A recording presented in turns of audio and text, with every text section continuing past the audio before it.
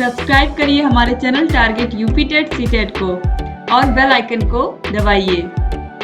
Hello दोस्तों, मैं आनंद स्वागत करता हूं आप सभी का आपके अपने channel target UP TET CTET में। दोस्तों, हम पढ़ रहे हैं आपके टेट परीक्षा के लिए गणित विषय को, और इसमें बहुत ही अच्छे ढंग से, बहुत ही बेसिक तरीके से मैं आपको सारी चीज़ें कराते हुए चल रहा हूं। आपने पिछली वीडियोस देखी होंगी। मैंने 3 चैप्टर्स कंप्लीट करा दिए थे। चौथा चैप्टर मैं आपको पढ़ा रहा हूं प्रतिशत, और इसमें प्रतिशत का जितना कॉन्सेप्ट है और जितने बेसिक क्वेश्चंस थे वह मैंने आपको करा दिए थे। अब इस क्लास में मैं आपको कराने वाला हूं जितने भी प्रश्न पूछे गए हैं टेट परीक्षाओं में प्रतिशत से रिलेटेड, वह सभी प्रश्न हम लोग देखेंगे इस क्लास में। और इससे पहले की क्लासेस अगर आपने नहीं देखी हैं तो नीचे डिस्क्रिप्शन में आपको लिंक मिल जाएगा। गणित के सामने वाला आप लिंक क्लिक करेंगे तो उसमें सभी वीडियोस आपको देखने को मिल जाएंगे। तो चलिए स्टार्ट करते हैं। यहाँ पे क्वेश्चंस को आपको अटेम्प्ट करना है। सबसे पहले खुद से आप क्वेश्चंस को अटेम्प्ट करिए। पहले हम प्रश्न पढ़ेंगे, आप कॉपी और पेन लेके रखिएगा। प्रश्न मैं पढ़ दूंगा तो फिर आप प्रश्न को खुद से करिएगा, और उसके बाद आपको जो ऑप्शन सही लगेगा वह आप कॉपी में लिख लीजिएगा। उसके बाद मैं आपको बताऊंगा सॉल्व करके कौन सा ऑप्शन सही है। तो चलिए स्टार्ट करते हैं। पूरा साथ दीजिएगा वीडियो में शुरू से लेकर के अंत तक। देखिए, पहला प्रश्न है, किसी संख्या का 16% जब 21 से जोड़ा जाए तो स्वयं संख्या प्राप्त हो जाती है, तो संख्या ज्ञात कीजिए। अब यहाँ पे बोल रहा है एक संख्या है, जब उसका 16% हम निकाल के उसमें 21 जोड़ देते हैं तो हमें वह संख्या मिल जाती है। तो वह संख्या आपको निकालना है। अब मान लेते हैं संख्या, माना संख्या x है। यह हमने मान लिया, माना संख्या x है। अब इसके बाद देखिए प्रश्न में आपसे क्या कह रहा है कि किसी संख्या का 16%, इसी x संख्या का 16%, x संख्या का 16%, और इसमें जब 21 जोड़ दिया जाता है तो वह स्वयं संख्या प्राप्त हो जाती है। मतलब यह किसके बराबर हो जाता है? x खुद के बराबर हो जाता है। ठीक है, x का अगर हम लोग 16% निकालें और उसमें 21 जोड़ दें तो वह किसके बराबर हो जाता है? x के। तो यही हमने यहाँ पे लिख लिया। अब इसको देखिए सॉल्व करना है। x का 16% यानी x गुणे 16, और परसेंट का मतलब 1/100। परसेंट को हटा देंगे, धन 21 बराबर x। 21 का x का 16% हमको निकालना था, तो कितना लिखेंगे? x गुणे 100 गुणे 1/100 या x गुणे 16/100। अब देखिए इसको 16x/100 लिख दीजिए, और ये हो जाएगा धन 21 बराबर x। अब काट दीजिए 4 से ऊपर नीचे यहाँ 16x/100 में, तो 16 4 बार में और 100 25 बार में कट जाएगा 4 से। ठीक है, अब इसको आगे सॉल्व करिए। 4x/25, तो पूरे के बटे 25 कर लेते हैं, तो धन 21 गुणे 25 ये हो जाएगा, और बराबर ये हो जाएगा x। अब देखिए पहले यहाँ है 4x, अब देखिए 25 का गुणा उधर हो जाएगा तो ये हो जाएगा 25x। x को एक तरफ करिए, संख्याओं को एक तरफ करिए। x को एक तरफ रखेंगे तो हो जाएगा 25x माइनस 4x। 4x बराबर के उधर जाएगा और उधर हो जाएगा 21 गुणे 25, और इधर बच जाएगा कितना? 21x। 21x बराबर कितना हो जाएगा? 21 गुणे 25, या 21 काट दीजिए, x का मान कितना आ जाएगा? 25। जो संख्या थी वह कितनी आ जाएगी? 25 आ जाएगी। ऑप्शन बी यहाँ पे सही हो जाएगा। अगर 25 का 16% आप निकालो और उसमें 21 जोड़ दो तो कितना आ जाएगा? 25 ही आ जाएगा। x का 16% कितना हो जाएगा? 4, और 21 बराबर कितना हो जाएगा? 25। ठीक है, तो इस तरीके से आप सॉल्व कर सकते हैं। अब इसके बाद हम लोग दूसरा प्रश्न देखेंगे। उम्मीद है पहला प्रश्न आपने सही किया होगा। इसके बाद देखिए, किसी संख्या के 60% का 3/5वां भाग 36 है, तो वह संख्या है। अब यहाँ पे एक संख्या हमसे पूछ रहा है, वह संख्या हमें बतानी है जिसके 60% का 3/5वां भाग 36 है। तो माना वह संख्या x है। अब वह संख्या x है तो हमें प्रश्न के अकॉर्डिंग क्या दिया गया है? प्रश्न के अकॉर्डिंग दिया गया है कि x का 60%, x का 60% जो है उसका 3/5वां भाग, यानी 3/5वां भाग यानी 3/5 का गुणा, यह किसके बराबर है? 36 के बराबर है। तो x का 60% यानी x गुणे 60 और बटे में 100 और गुणे 3/5 बराबर है 36 के। अब देखिए इसे सॉल्व करिए तो 0 से 0 कट जाएगा और यहाँ ऊपर काटेंगे तो 3 और नीचे आएगा 5। अब देखिए ये हो जाएगा 9x/25 बराबर 36, या फिर इसे लिख सकते हैं x बराबर 36 गुणे 25/9 और 9 से काटेंगे 36 को तो 4 बार में कट जाएगा और 4 का गुणा 25 में होगा तो ये हो जाएगा 100, यानी x की वैल्यू कितनी आ जाएगी? संख्या की वैल्यू आ जाएगी 100। तो ऑप्शन ए बिल्कुल सही हो जाएगा। किसी संख्या का 60% और उसका 3/5वां भाग कितना है? 36 के बराबर है। तो 100 का 60% आप लोगे तो 60 आएगा और 60 का 3/5 भाग आप करोगे, 60 का 3/5 आप करोगे तो कितना आएगा? 12×36। तो इस तरीके से आप देख भी सकते हो, क्रॉस वेरीफाई भी कर सकते हो। ठीक है, तो बहुत ही आसानी तरीके से यह भी प्रश्न आपने कर लिया होगा। अब हम लोग देखते हैं नेक्स्ट क्वेश्चन, प्रश्न संख्या 3। पहले संख्या 350 को 20% बढ़ाकर पुनः 20% कम कर दिया गया, अंततः वृद्धि या कमी का प्रतिशत होगा। पहले एक संख्या थी 350, इसको 20% बढ़ाया गया, फिर 20% कम भी कर दिया गया।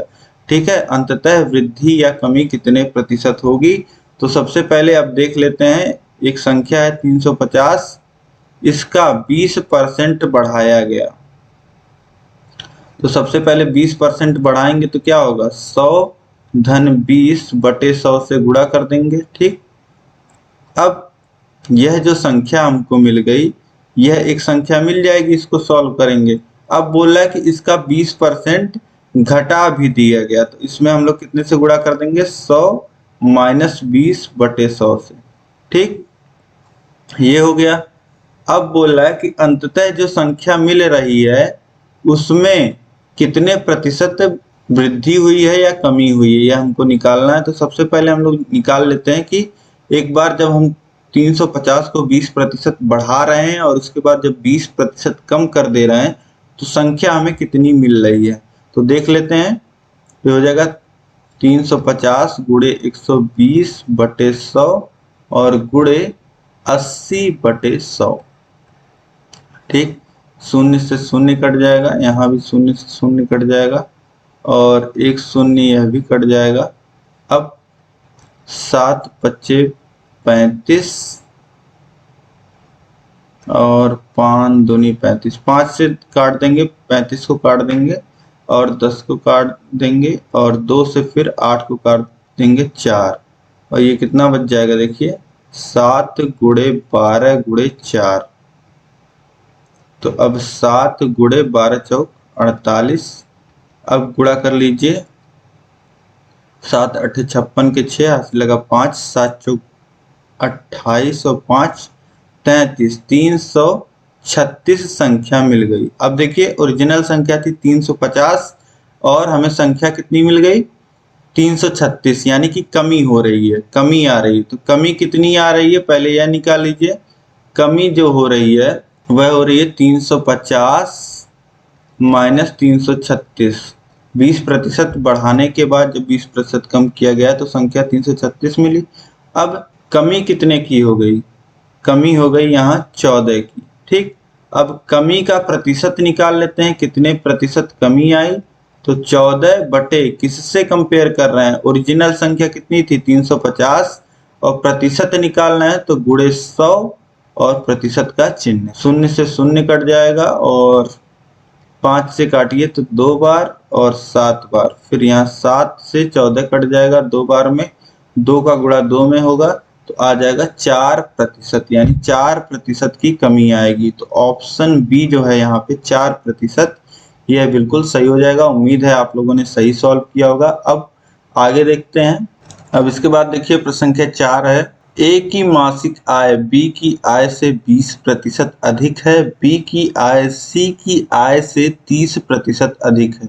यदि इन तीनों की सम्मिलित आय प्रति माह 74,700 है तो सी की आय है। अब देखिए सी की आय पूछ रहा है। पहले प्रश्न आप समझ लीजिए, ए की जो मासिक आय है वह बी के आय से 20% अधिक है, यह प्रश्न में बोल रहा है। और बी की जो आय है वह सी की आय का 30% है। ठीक है, तो आप यहाँ पे देख पा रहे हैं जो सी की आय दी गई है वह बी के रूप में दी गई है, और जो ए की आय दी गई है वह बी के आय के रूप में दी गई है। ठीक है, तो सबसे पहले और तीनों की आय जोड़ करके हमको दिया गया है प्रतिमाह, और हमसे सी की आय पूछ रहा है तो हम सी की आय मान लेते हैं। सी की आय जो है वह प्रतिमाह हम लोग मान लेते हैं यह x है। ठीक है, सी की आय हमने मान लिया x है। अब इसके आगे देख लीजिए, तो b की कितनी मासिक आय होगी, b की आय यहीं से निकाल लीजिए प्रश्न के अनुसार आप। तो दिया गया है b की आय c की आय की 30% है, यानी x का 30%, x का 30%, यानी कि b की आय कितनी हो जाएगी, x गुणे 30/100, x गुणे 30/100। शून्य से शून्य काट दीजिए तो ये कितना आ जाएगा, 3x/10, इतना आ जाएगा b का आय। अब a की आय कितनी है यह देख लीजिए, a की आय यहाँ पे दी गई है b की आय से 20% अधिक। a की मासिक आय b की आय से 20% अधिक है, तो b की आय आप लिखिए और उसका 20% अधिक आप लिख दीजिए, यानी कि 100 धन 20 और बटे में 100। तो ये हो जाएगा b के आय से 20% अधिक, यानी 3x/100 गुणे 120/100। शून्य से शून्य काटिए और 12 को काटते हैं हम लोग 2 से तो 6, और यहाँ नीचे बचेगा 5। 6 को काटेंगे 2 से तो 3, और यहाँ काटेंगे नीचे तो 5। ये कितना हो जाएगा, 9x/25। ऊपर बचा 3 गुणे 3 और गुणे x यानी कि 9x, और बटे नीचे बचा 5 गुणे 5 यानी कि 25। तो तीनों की आय हमको मिल गई।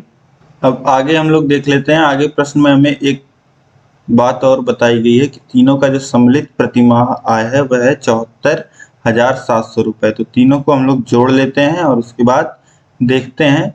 तो अब ए की आय धन बी की आय धन सी की आय, तो ए की आय कितनी है 9x/25 प्लस बी की आय कितनी है 3x/10 और धन सी की आय कितनी है x, और यह टोटल कंबाइंड कितनी है 74,700। इसी को सॉल्व करके x की वैल्यू हमको निकालना है।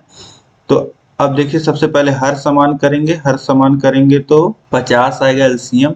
अब 2 से गुणा कर दीजिए तो ऊपर हो जाएगा 18x, और ये 5 से गुणा होगा तो हो जाएगा 15x, और धन ये 50 का गुणा होगा तो 50x, और ये बराबर हो जाएगा 74,700 के। अब इसी को सॉल्व करिए, देखिए 18 और 15 कितना हो जाएगा 33 और 50 यानी कि 83। 83x बराबर 50 का गुणा उधर कर दीजिए तो हो जाएगा 74,700।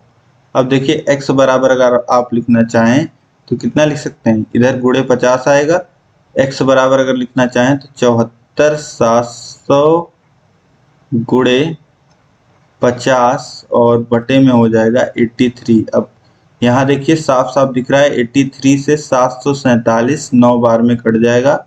ठीक है, तो ये आ जाएगा 900 गुणे 50। x की वैल्यू कितनी आ जाएगी 900 गुणे 50। अब 9 25 45 और 3 0, यानी कि यहाँ x की वैल्यू कितनी आ गई 45,000, यानी कि c का जो वेतन हो गया वह कितना हो गया, c की आय जो हो गई वह 45,000 हो गई। ऑप्शन बी जो है यहाँ पे यह बिल्कुल सही हो जाएगा। उम्मीद है दोस्तों बस आपको प्रश्न को समझना है। प्रश्न को समझ करके आपको एक समीकरण बना लेना है। ठीक है, कि किस चीज को हमको किसके बराबर दिखाना है, और एक वेरिएबल है, बहुत ही आराम से आप सॉल्व कर सकते हैं। अब इसके आगे हम लोग देखते हैं प्रश्न संख्या 5। राधिका ने एक 2,50,000 में एक कार खरीदी है, अगले वर्ष इसकी कीमत 10% गिर गई है तथा पुनः अगले वर्ष इसकी कीमत 12% गिर गई है। इन दोनों वर्षों में कार की कीमत में संपूर्ण घटने का प्रतिशत है। अब देखिए, बोल रहा है कि राधिका ने एक कार खरीदी है, ठीक है। कार उन्होंने पहले राधिका ने खरीदी कितने का, 2.5 लाख की कार खरीदी है और 1 साल जब बीतते हैं, 1 वर्ष जब बीतते हैं तो 10% इनका दाम घट जाता है। फिर जब 2 वर्ष बीतता है तो 2 वर्ष बाद इस कार का जो दाम है वह 12% और गिर जाता है। पहले वर्ष के बाद 10% गिरता है और दूसरे वर्ष के बाद 12% गिरता है, ठीक। तो ये टोटल पूछ रहे हैं कि कितना प्रतिशत गिरा, संपूर्ण घटने का प्रतिशत कितना है। मतलब ये पहले वर्ष के 10% गिरने के बाद और दूसरे वर्ष के 12% गिरने के बाद कितना गिरा होगा, ठीक है। तो यहाँ 10% गिरने के बाद हम लोग दाम निकाल लेते हैं और उसके बाद दूसरे वर्ष में 12% गिरने के बाद हम लोग दाम निकाल लेते हैं, कितना रह जाता है, ठीक है। दूसरे वर्ष में गिरने के बाद जितना दाम रह जाएगा उसको एक्चुअल प्राइस से हम लोग घटा देंगे तो हमें मिल जाएगा कितना दाम टोटल घटा 2 वर्षों के बाद, ठीक। यह जब हमें मिल जाएगा तो हम लोग वह जो दाम आएगा 2 वर्ष के बाद उसको हम लोग कंपेयर कर लेंगे 2.5 लाख से और परसेंटेज निकाल लेंगे। अब देखिए, एक पहले साल के बाद 10% जब दाम कम होगा तो 2.5 लाख का 10% यानी कि 25,000, तो 25,000 कम होगा 2.5 लाख में से तो कितना आ जाएगा, 2,25,000। यह पहले वर्ष के बाद आ जाएगा। अब यहाँ समझने वाली बात है कि 2,25,000 पहले वर्ष के बाद कार का दाम हो गया जब 10% दाम गिरा। इसके बाद फिर दूसरे वर्ष 12% गिर रहा है, तो 2,25,000 का आप 12% निकालिए, 2,25,000 का 12% आप निकालिए, उस वही जो आएगा 2,25,000 में 12% घटाना है, ठीक है। यानी कि 100 माइनस 12/100, यही आपको सॉल्व कर लेना है। ये कितना आ जाएगा, 2 शून्य यहाँ कट जाएंगे और ये हो जाएगा 2 लाख, ये हो जाएगा 2250 इंटू 88। ये कितना आ जाएगा, इसको कैलकुलेट करेंगे हम लोग तो ये आ जाएगा 1,98,000, ठीक। 1,98,000 आ जाएगा। अब देखिए, दूसरे साल के बाद जब दाम गिरा तो ये आ गया दाम 1,98,000। अब इतना प्रोसेस आप ऐसे डायरेक्टली भी कर सकते थे, इतना लिख करके भी, जैसे 2,50,000 शुरू में दाम था, अब पहले इसमें से 10% घटना था तो 100 माइनस 10/100 आप लिख देते और फिर गुणा करते। 12% दूसरे साल घटना था तो 100 माइनस 12 और बटे में 100 आता है। इसका भी जो मान आता है वो कितना आता है, 1,98,000। अब यहाँ से हमें क्या मिल गया, 1,98,000 मिल गया 2 साल के बाद दाम। अब इसके बाद आपको देखना है दाम में कमी कितनी आई, दाम में कमी कितनी आई, उसके बाद हम लोग देखते हैं प्रतिशत। तो कमी आई है 2.5 लाख माइनस 1,98,000, इतनी की कमी आई है। तो ये हो गया कितने की कमी, 52,000 की, ठीक। 52,000 की कमी हो गई। अब इसके बाद इसको प्रतिशत में बदलना है, तो प्रतिशत में बदलना है किसके सापेक्ष, ये 52,000 को 2.5 लाख के उस पे हमको देखना है कितने प्रतिशत की कमी आई है। तो 30 कट जाएगा और गुणे में है यहाँ पे 100, प्रतिशत में बदल रहे हैं तो ये कितना हो जाएगा, इसको सॉल्व करेंगे तो आ जाएगा 20.8%। तो ऑप्शन सी यहाँ पे जो हो जाएगा 20.8%, यह बिल्कुल सही हो जाएगा। उम्मीद है आप लोग इसको सॉल्व कर लीजिएगा, 20.8% आपको मिलेगा। 52/250 गुणे 100 है, एक शून्य और काट देंगे और फिर इसे 10 को काटेंगे 5 से 2 बार और ये 5 बार, ठीक है। ये हो जाएगा 104/5, ठीक है। तो 5 से काट देंगे तो ये हो जाएगा 2 और ये हो जाएगा 0.8, ठीक है, प्रतिशत। 20.8% आपको मिल जाएगा। इसके बाद हम लोग नेक्स्ट क्वेश्चन देखेंगे। प्रश्न संख्या 6 है, एक टिन के बर्तन में 20 लीटर पेट्रोल है रिसाव के कारण 3 लीटर पेट्रोल की हानि हुई। टिन के बर्तन में कितना प्रतिशत पेट्रोल रह गया है, यह आपको निकालना है। तो अब देखिए 20 लीटर पेट्रोल था टिन के बर्तन में और 3 लीटर जो है वह रिस गया है, यानी कि कितना लीटर बचा है, 17 लीटर बचा है। ठीक है, तो टिन के बर्तन में कितना प्रतिशत पेट्रोल बचा है यही आपसे पूछ रहा है। तो 17 लीटर बचा हुआ है, पहले था 20 लीटर, इसी को आपको प्रतिशत में बताना है। तो 17/20 गुणे 100 प्रतिशत। अब इस प्रश्न को आप इस तरीके से समझिएगा कि आपने एक टेस्ट दिया 20 नंबर का, जिसमें से आपके 3 नंबर कट गए, यानी कि आपको 17 नंबर मिला, तो आपको कितना प्रतिशत अंक मिला यह निकालना होगा। तो 17/20 गुणे 100 करते हो आप, तो यहीं से 20 से 100 कट जाएगा 5 बार में, और 17×5 = 85। तो ये कितना हो जाएगा 85%। ऑप्शन डी जो हो जाएगा ये बिल्कुल सही हो जाएगा। बर्तन में कितना प्रतिशत पेट्रोल रह गया है, तो 85% पेट्रोल रह गया है। अब इसके बाद नेक्स्ट क्वेश्चन हम लोग देखते हैं। देखिए नेक्स्ट क्वेश्चन है प्रश्न संख्या 7, 0.025 को प्रतिशत में बदलना है। तो किसी भी दशमलव या भिन्न को प्रतिशत में बदलना है, या किसी भी संख्या को प्रतिशत में बदलना है, तो उसमें 100 से गुणा करिए और प्रतिशत का चिन्ह लगा दीजिए। ठीक, 100 से गुणा करेंगे, तो अब 100 से जब गुणा हो जाएगा 0.025 में, तो 2 स्थान दशमलव खिसकेगा, क्योंकि 100 में 2 जीरो है। ठीक, तो ये कितना हो जाएगा 0.25 इस तरीके से लिखिए, और 2 स्थान दशमलव खिसकेगा, तो ये कितना हो जाएगा 0.2.5, यानी कि 2.5%। तो यहाँ पे ऑप्शन सी जो दिया गया है 2.5%, यह बिल्कुल सही हो जाएगा। इसके बाद नेक्स्ट क्वेश्चन हम लोग देखेंगे। देखिए नेक्स्ट प्रश्न है, एक व्यक्ति ने एक साइकिल 935 रुपए में 10% लाभ पर बेची, तो उसने वह साइकिल कितने रुपए में खरीदी थी। अब एक व्यक्ति एक साइकिल 935 रुपए में बेच रहा है, तो उसे 10% का लाभ हो रहा है। तो पूछा जा रहा है कि वह कितने में खरीदा होगा। अब मान लेते हैं, माना x में खरीदा होगा, ठीक है, x रुपए में खरीदा होगा। तो अब यहाँ पे प्रश्न के अकॉर्डिंग क्या कहा जा रहा है कि 10% लाभ हुआ है। ठीक, तो अगर हम लोग जो मूल दाम है उसमें 10% जोड़ दें, x का 10% जोड़ दें, तो हमें क्या मिल जाएगा, जितने में वह बिका है 935 रुपए। यही तो हुआ।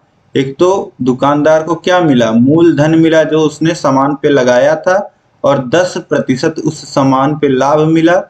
ठीक है, यही टोटल उसको मिलके जो टोटल पैसे मिले वह 935 रुपए मिले। तो आपको समझ में आ रहा होगा, सामान का मूल दाम और 10% उस पे लाभ मिला, तब उसे टोटल कितना मिला, 935 रुपए मिला। अब देखिए x धन x का 10%, यानी कि x गुणे 10/100, 0 से 0 काट दीजिए, और ये हो जाएगा 935 के बराबर। अब इसके बाद देखिए यहाँ पे हर समान करेंगे तो हर में आ जाएगा 10, और 10x धन x हो जाएगा 11x, और बटे में 10 बराबर हो जाएगा 935 के। x बराबर अगर लिखना चाहें तो कितना लिख सकते हैं, 935 गुणे 10 और बटे में 11 आ जाएगा। 11 से काटिए 935 को, तो देखिए 11 × 8 = 88, 8 बार, और बचेगा 5, और 5 यहाँ है, तो 55 5 बार जाएगा, यानी कि 85 आ गया ये। और x का मान कितना आ गया, 85 गुणे 10, यानी कि 850 रुपए। जो मूल दाम उसने खरीदा था, जिसमें उसने साइकिल खरीदी थी, वह 850 रुपए में खरीदी थी। ऑप्शन बी जो हो जाएगा 850, ये बिल्कुल सही हो जाएगा। अब दोस्तों इसके बाद हम लोग नेक्स्ट क्वेश्चन देखते हैं। देखिए प्रश्न संख्या 9 है, 0.4 का 5% है। अब यहाँ पे 0.4 का 5% निकालना है। तो मैंने आपको बताया है, भिन्न हो कोई संख्या हो उसका प्रतिशत निकालना है। कैसे, 5% निकालना है, तो गुणे और प्रतिशत की जगह आ जाएगा 1/100। तो 0.4, 5 से काट देंगे 100 को, 20 बार में कट जाएगा।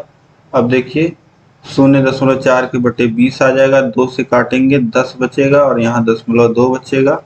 ये कितना हो गया 0.2 बटे 10। अब 10 से भाग करेंगे तो एक स्थान दशमलव खिसक जाएगा, ठीक है, बाईं ओर। तो ये क्या हो जाएगा 0.02। तो ऑप्शन सी जो है यहाँ पे ये बिल्कुल सही हो जाएगा। इसके बाद हम लोग नेक्स्ट क्वेश्चन देखते हैं। देखिए प्रश्न संख्या 10 है, एक कस्बे के 100 निवासी में से 60% पुरुष हैं जिनमें से 20% साक्षर हैं। यदि कुल 25% निवासी साक्षर हों तो कस्बे की कितनी प्रतिशत महिलाएं साक्षर हैं। अब एक कस्बे है जिसमें जनसंख्या जो है वह हजार निवासियों की बात की गई है, 1000 जनसंख्या की बात की जा रही है और इसमें से 60% पुरुष हैं। अब जिसमें से 20% जो हैं वह साक्षर हैं, पुरुष में से 20% पुरुष जो हैं वह साक्षर हैं। यदि कुल निवासी 25% साक्षर हों तो कस्बे में कितनी प्रतिशत महिलाएं साक्षर हैं। अब बता दिया गया है कि कस्बे में कितने निवासी हैं, कितने प्रतिशत पुरुष हैं, यह बता दिया गया। तो इससे आप ये भी निकाल सकते हैं कितनी प्रतिशत महिलाएं हैं, जो बची प्रतिशत वह महिलाएं हैं, और कितने प्रतिशत साक्षर पुरुष हैं यह बता दिया गया है। और टोटल साक्षरता बता दी गई है हमको कि पूरे जो 1000 निवासी हैं उसमें से कितने प्रतिशत साक्षर हैं यह बता दिया गया है। अब हमको बस इतना सा निकालना है कि कितने प्रतिशत महिलाएं साक्षर हैं, केवल यही एक चीज रह जाता है, यह हमको बता देना है, ठीक है। तो अब देखिए 1000 लोग रहने वाले हैं जिसमें से 60% पुरुष हैं, 60% पुरुष हैं, 60%। अब तो प्रतिशत में आप इतना जान रहे होंगे, 1000 का 60% यानी कि 600, ठीक। 1000 के 60% पुरुष हैं, यह आपने निकाल दिया। पुरुष की संख्या कितनी है 600। अब महिला की संख्या अगर आपको निकालना है, महिलाओं की संख्या, महिला कितनी है, महिलाओं की संख्या अगर आपको निकालना है तो सीधे सीधे 1000 में से घटा दीजिए, यह आपको महिलाओं की संख्या मिल जाएगी, यानी कि 1000 माइनस 600, 1000 माइनस 600 यानी कि 400 महिलाएं हैं यहाँ कस्बे में। इसके बाद अब हमको बताया गया है कि कुल जितने साक्षर निवासी हैं, साक्षरता जो जितने भी निवासी हैं, कुल साक्षर निवासियों की संख्या हम लोग निकाल देते हैं। 25% निवासी साक्षर हैं, 25% निवासी जो हैं साक्षर हैं। तो इनकी संख्या देख लेते हैं कितनी होगी 25% की। तो 1000 का 25% यानी कि 250, 250 लोग साक्षर हैं। अब साक्षर पुरुषों की संख्या देख लेते हैं, साक्षर पुरुषों की संख्या, साक्षर पुरुष देख लेते हैं हम लोग कितने हैं साक्षर पुरुष। यह कैसे निकाल लेंगे, अब जितने पुरुषों की आबादी है 60% पुरुषों में से 20% साक्षर हैं। अब पुरुष 60% है यानी 600 पुरुष हैं, उसमें से 20% साक्षर हैं, यानी कि 600 का 20% यानी 600 का 20% कितना हो जाएगा 120 हो जाएगा। 120 पुरुष साक्षर हैं और कुल साक्षरों की संख्या कितनी है निवासियों में 250 है। तो साक्षर महिलाएं कितनी हो जाएंगी, साक्षर महिलाएं हो जाएंगी 250 माइनस 120। साक्षर महिलाएं कितनी हो जाएंगी, साक्षर महिलाएं हो जाएंगी 250। कुल इतने लोग साक्षर हैं और उसमें से पुरुष साक्षर हैं 120, तो संख्या आ गई 130। 130 संख्या आ गई। अब देखिए संख्या हमें यहाँ नहीं बताना है, हमें बताना है कितनी प्रतिशत महिलाएं साक्षर हैं कस्बे की। तो साक्षर महिलाएं ये निकालना है, तो हमें पहले लिख लेते हैं कितनी साक्षर महिलाएं हैं और बटे में कुल महिलाएं कितनी हैं 400 हैं। तो 130 बटे 400 प्रतिशत निकालना है, तो गुणे 100 करके प्रतिशत चिन्ह लगा दीजिए, 2 शून्य कट जाएगा और अब 4 से काटेंगे तो कितना आ जाएगा, देखिए 4 त्रिक 12 3 और बचा 10, 4 दूनी 8, फिर बचा 2 और 5 बार, तो कितना हो जाएगा 32.5%, यानी कि 32.5%।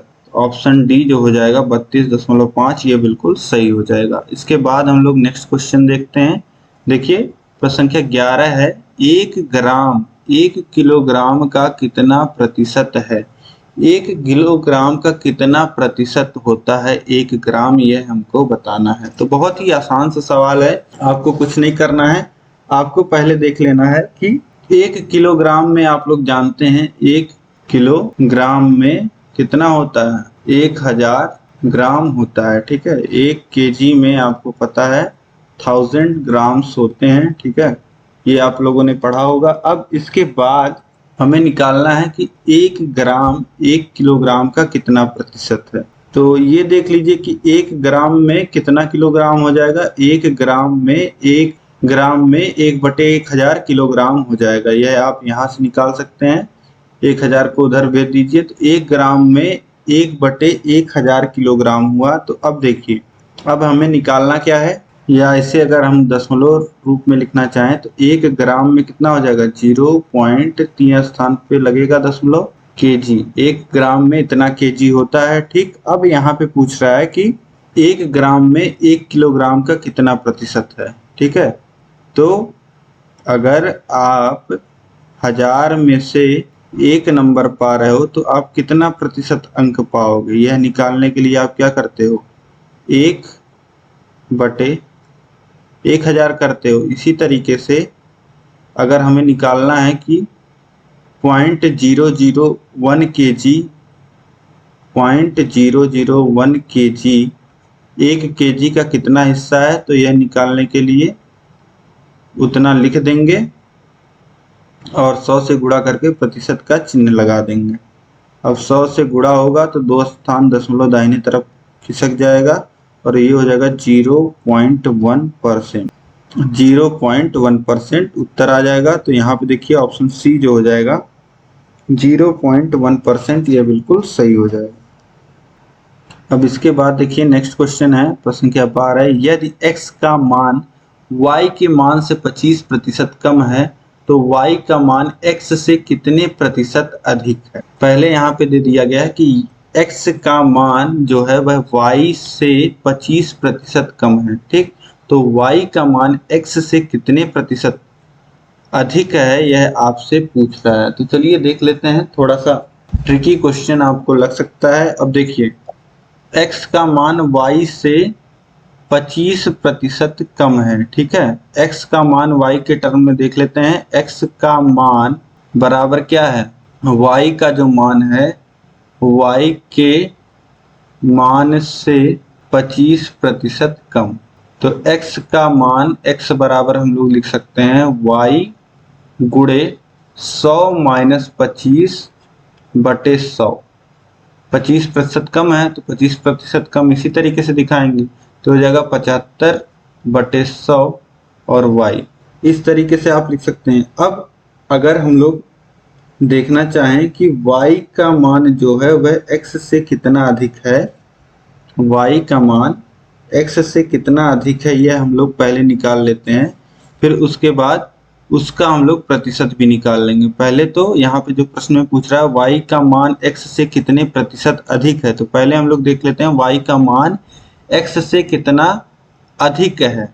तो y का मान y है और x का मान कितना है 75/100 इंटू y। y का मान x से कितना अधिक है यह हम लोग निकाल रहे हैं। कैसे, y का मान y और x का मान y के टर्म में जो हमने निकाला है वह।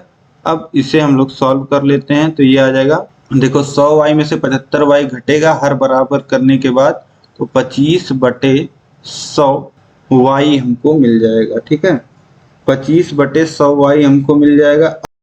अब हमें निकालना y का मान x से कितना अधिक है। ठीक है, तो x से कंपेयर करना है, तो पहले हमने देख लिया है कि y का मान कितना अधिक है x से, यह तो हमने निकाल लिया। अब कितना प्रतिशत अधिक है यह निकालने के लिए हम लोग क्या करेंगे, x का मान बटे में रखेंगे और ऊपर जो डिफरेंस है वह रखेंगे और गुणा कर देंगे 100 से। ठीक है, तो अब देखिए, और प्रतिशत चिन्ह आ जाएगा यहाँ पे। अब देखिए y से y कट जाएगा, यहाँ 100 हर में है, 100 कट जाएगा, आ जाएगा 25/75 गुणे 100%। अब देखिए 25 से 75 को काटेंगे 3 बार में कट जाएगा, और ये हो जाएगा 100/3%, या 33 सही 1/3% भी लिख सकते हैं। ऑप्शन बी में दिया गया है 33 सही 1/3, तो यही ऑप्शन सही हो जाएगा, ऑप्शन बी।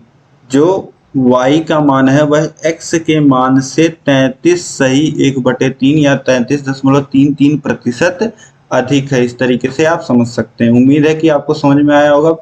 पहले हम लोगों ने देखिए जो x का मान है वह y के टर्म में निकाल लिया है, क्योंकि x का मान बताया गया है कि y के मान से 25% कम है। अब हमसे पूछ रहा है कि x का जो y का मान है वह x से कितना प्रतिशत अधिक है। तो पहले हम लोग निकालेंगे डिफरेंस कि कितना अधिक है y का मान, उसके बाद हम लोग कंपेयर कराएंगे x के मान से। मतलब y जो डिफरेंस आया है, जितना अधिक है y का मान, उसको रखेंगे अंश में और x के मान को रखेंगे हर में, और गुणा कर देंगे 100 से, प्रतिशत निकाल लेंगे। ठीक है, तो यही हो जाएगा कितना प्रतिशत अधिक है, इस तरीके से निकल जाएगा। अब इसके बाद देखिए प्रश्न संख्या 13 है, किसी विद्यालय की छात्र संख्या 100 है, वहां 10% वार्षिक की दर से छात्र संख्या में वृद्धि हो रही है। 2 वर्ष बाद की छात्र संख्या कितनी हो जाएगी। अब यहाँ पे क्या हो रहा है, देखिए पहले साल जो है, यहाँ पे पहले जो छात्रों की संख्या है 100 है, और एक वर्ष बाद इसमें 10% की वृद्धि हो रही है, यानी कि 100 गुणे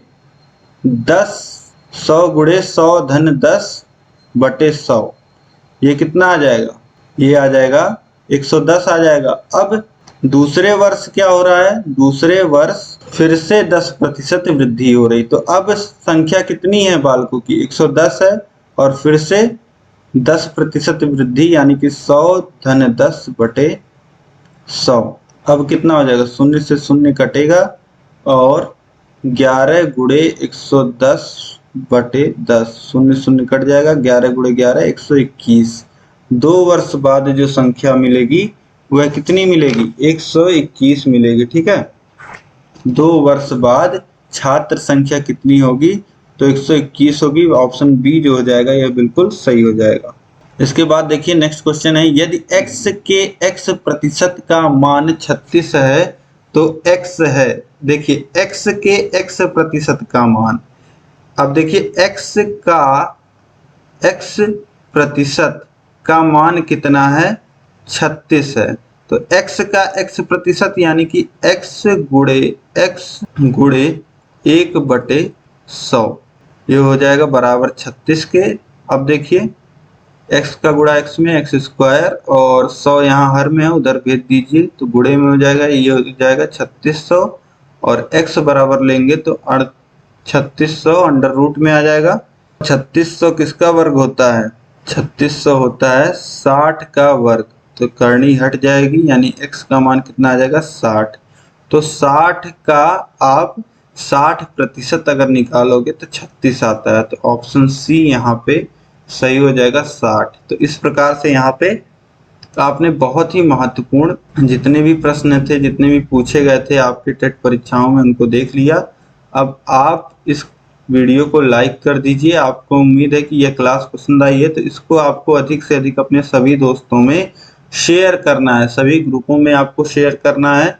और कहीं भी कोई भी दिक्कत आ रही है और कोई प्रश्न नहीं समझ में आ रहा है या और प्रैक्टिस की जरूरत लग रही है, तो आप मुझे कमेंट करके बताइए। यह क्लास आपको कैसी लगी मुझे कमेंट करके बताइए। कोई भी सुझाव शिकायत हो तो आप जरूर मुझे कमेंट करके बताइए, और कमेंट जरूर करिए, अपना एक्सपीरियंस जरूर बताइए, ताकि मैं और चीज़ों को बेहतर कर पाऊँ और मेरा मोटिवेशन बढ़ पाए। अपने अधिक से अधिक दोस्तों में शेयर करिएगा। चैनल को अभी तक अगर आपने सब्सक्राइब नहीं किया है तो चैनल को आप सब्सक्राइब कर लीजिए, साथ ही बेल आइकन पे ऑल सेलेक्ट कर लीजिएगा, ठीक है, ताकि सभी नोटिफिकेशंस आपको मिल पाए जब भी मैं ऐसी वीडियो बनाऊं। आपके पास नोटिफिकेशन आ जाए। इसी तरीके से सभी सब्जेक्ट्स पढ़ा दिए गए हैं, लिंक आपको नीचे डिस्क्रिप्शन बॉक्स में मिल जाएंगे, वहां पे जाकर के आप पढ़िए, अपने तैयारी को और बेहतर बनाइए। हम मिलेंगे नेक्स्ट क्लास में नेक्स्ट चैप्टर के साथ। इस क्लास में अंत तक बने रहने के लिए आप सभी लोग का बहुत बहुत धन्यवाद। जय हिंद।